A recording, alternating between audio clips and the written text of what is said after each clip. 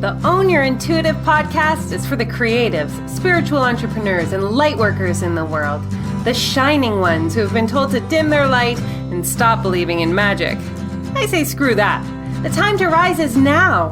To bring your gifts out into the world in a big way, creating a business that feeds your soul and your bank account.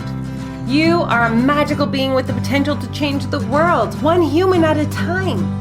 The time for you to own your intuitive is now. Hello, everybody. Welcome to the Own Your Intuitive podcast. My name is Tamara Arnold, for those who, haven't met me yet.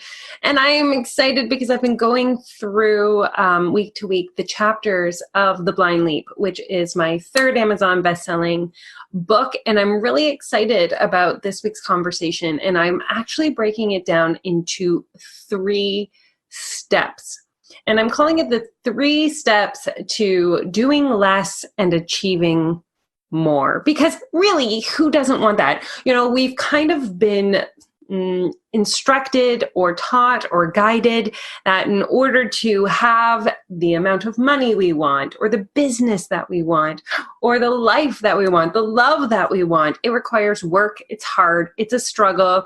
I will never forget, as I'm sure those listening can forget, there was always that, story told around the Christmas tree, because I have, OCD, obsessive Christmas disorder, that, our parents and our grandparents, in order to get anywhere, they didn't have cars, they didn't have, phones, they didn't have access to what we have available to us today. And they would have to, walk uphill in the snow to get to school. And it was like miles and miles away and all of these things, which was potentially true. 100%. And 100 years ago, things were more of a struggle and it was harder. They didn't have access to the things that we have available to us today, technology, things that make it streamlined and easy for us. And so there is something to be said about stepping fully into the present moment, which was last week's, and really utilizing what we have available to us to keep things simple and to get, for ourselves, the capacity to create a life and a business where we don't have to put all the same amount of hours in to actually get the same results back to us. I'm going to share these 3 simple steps because really everything is simple. And I always say, there are people in this world who don't like me because I simplify everything. And it's because it is simple. Everything is simple. And we choose to make it hard by not aligning with the simplicity of it. And so in order to do less and achieve more, really, there's only 3 steps that I feel make this possible. Now, when I first heard this, it was in early 2017, and it was my mentor at the time, Angela Laria, from writing, my first book in the Author Incubator. And we were at the Author Castle, and we had just written our manuscripts. And she was like, the less I'm in my business, the more money my business makes. And I was like, what did she just say? What? Pardon? Right? Because how could that be? How could it be that the less she was in her business, the more money she made? And of course, then all of the synchronicities and signs, somebody sent me a book called Do Less, Achieve More. I was like, okay, I'm getting the message loud and clear. What is it that I'm not doing? Because in my first year of business, launching it online, I was going all in, you guys. I was working at 6 a.m. for some time differences, right up to 9 p.m. I was doing whatever I needed to do. I was forfeiting my own self-care. I was forfeiting being there for my family. And of course, 8 months into, stepping into the role of having an online business and writing books and supporting and serving, I was exhausted and wanted to quit. So to say that I came up with these steps lightly, it was do or die for me when I created these 3 steps to doing less and achieving more, because I was tired. I burnt myself out right away. And I know that, some of you may be like, hey, I can raise my hand here. I've done the same thing. So to make this simple, if you're just starting, wherever you are in your life, even if you're working in a company, these 3 steps are essential. And the first step to doing less and achieving more is having strong boundaries. Period. Having strong boundaries. I always talk about this with my clients. I have personal policies, but they are, what do I need to do every day to be at the highest version of myself? So for example, I started to shift my schedule after that 8-month stint that I was, working from 10 a.m. until 6 p.m. online to support, getting my self-care routine in, because those were the boundaries that I was making, that in order for me to be at my highest vibration, I clean the inner office every morning, which is my body, by doing my meditations, by doing my journaling, by doing some form of exercise, so that when I step up to be present and creating content and online with my clients, that I am at the best version of me, that I am a clear channel for the universe to use my body to be in service to my clients. So that was really, really important. And even recently, like starting this week, I've even shifted it to being actually physically online from 11 to 5 every single day.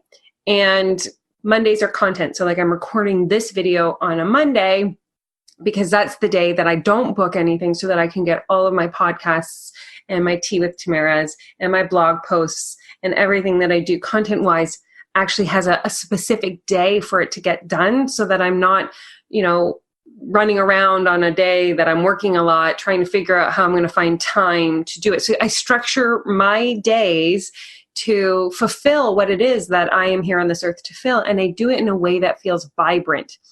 Now, the cool thing about setting a boundary such as this one is that you have freedom within it. If I choose to work in the evening, I can. If I choose to log in, like say at 10 a.m. tomorrow morning because I have a coffee date with a friend, I can, right? So this is just a framework. Our boundaries are a framework. I don't get to exercise every day, or like yesterday, it was just a day that was full and I didn't meditate, but these are still my personal policies. These are things that have me working at the highest vibration and allow me to do less, right? Because it's all structured and everything has a place, and achieve more.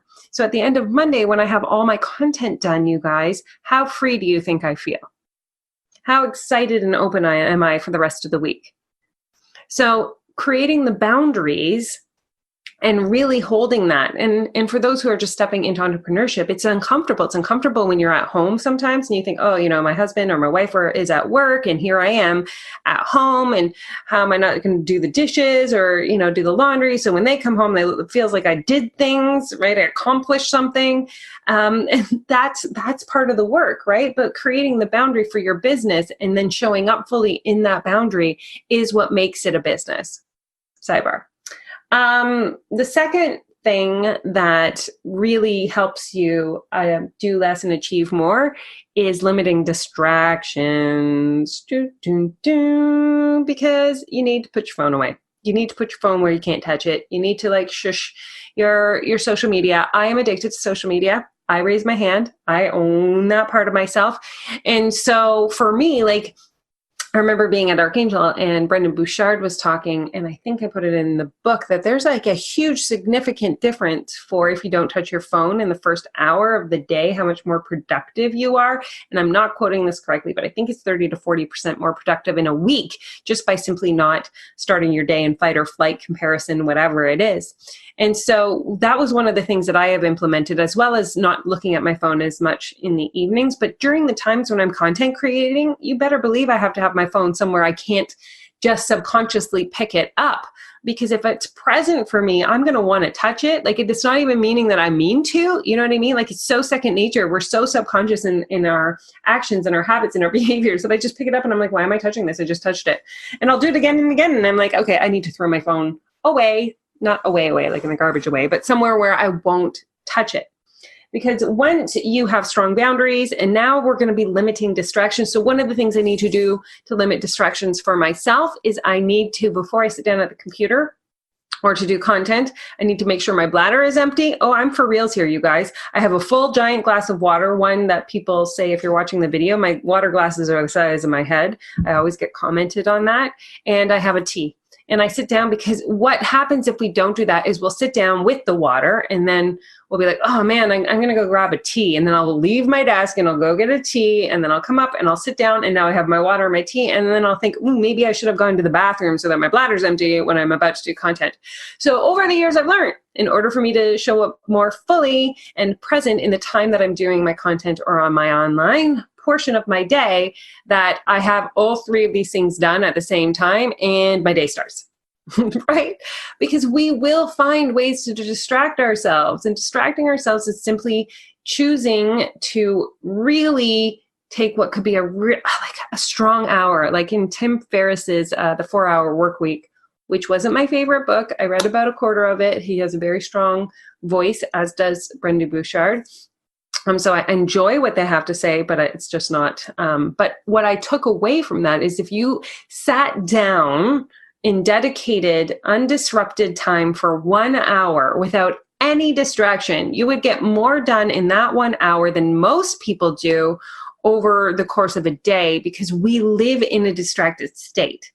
So if you can, limit your amount of distractions in your office, in what you're doing, in your mind, in your body, and you just give dedicated time, you will be able to achieve more and do less, period.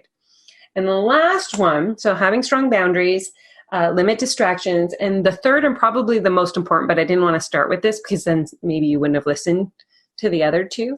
So I wanted to save this one for last because it's a big deal.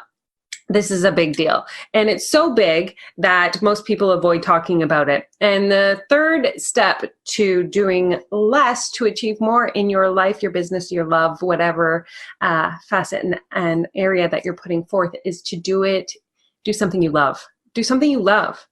If you're not doing something that you love, you are not going to be feeling fulfilled or excited or open or leaning in throughout the day to do it.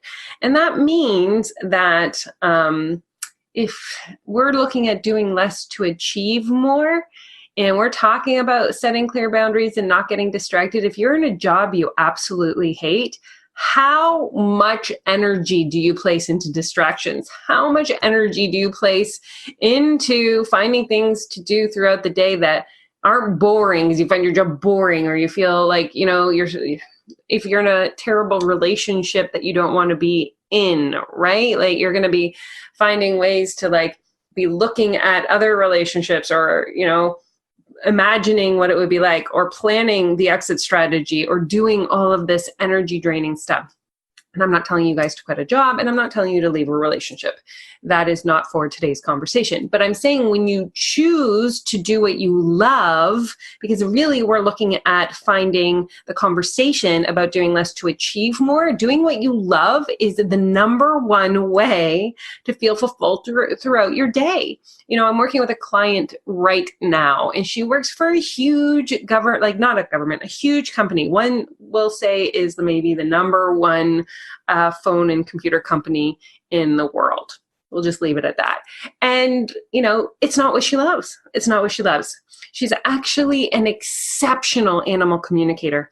And she is leaving this really big, powerful job in a company that is a lovely company, but she doesn't love it.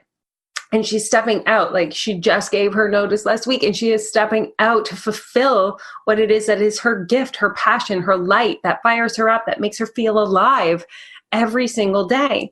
And she's stepping into this new role, and we're holding that container together for her to actually be fulfilled. And when you are in that space of doing what you love and feeling fulfilled, then that absolutely 100% translates into you being able to do less and achieve more. Because here she was in a job that, oftentimes would begin at 6, 7 in the morning, go till 8 or 9 o'clock at night. By the time you leave for work, get home for work, you've got the travel time, you've got the kid, like the pet time, the kid time, the whatever time. And there's not a lot of time left over at the end of the day for, yourself, your side hustle, your family, whatever it is. So doing what you love and giving yourself permission to do that is a huge, huge step, and one that allows you the freedom to create a schedule that can be very lucrative, but it doesn't have to be. Even if you are just in a place where you I just want to be able to spend more time at my kid's school, or, be able to do more triathlon training, or whatever it is.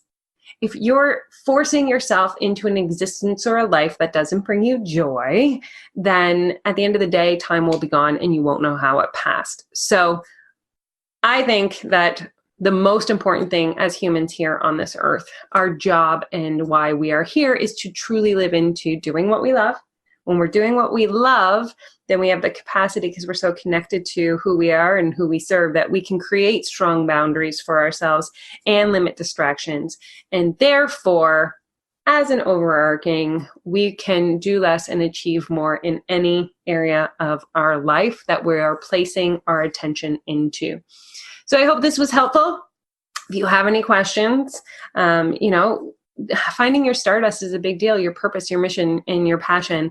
And guys, that's what my stardust is to help support you in your stardust. So give me a message, send me an email, drop me a line, tag this video or this podcast with me. Let me know your thoughts and your takeaways.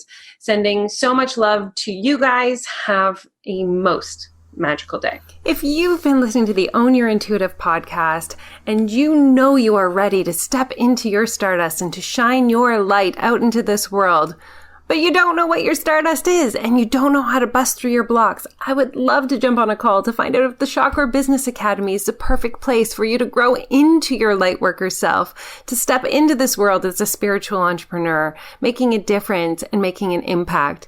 If you're interested, you can go to tamaraarnold.ca/application and we'll be on a call in no time, and you'll be taking steps into stepping into your stardust and making an impact in the world with the exact purpose that you were put on this earth to do.